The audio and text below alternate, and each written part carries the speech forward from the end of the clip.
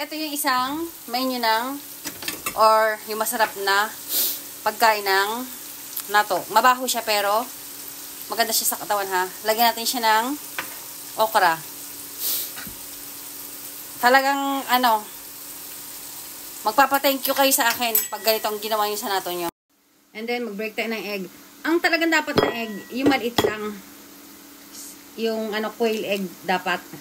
Tapos, kuhanin nyo lang yung red niya. Yung pinakagitna yellow pala. Ito lahalag. Lagyan ko na ng dilaw na itlog. Yung pinaka-yolk lang niya, ha. And then, i-mix nyo, ha. Ganon. Mix nyo siya. And then, ilagay nyo yung kisame nori. May nabibili ng ganito. Na talagang gupit-gupit na siya. And then, unang subo.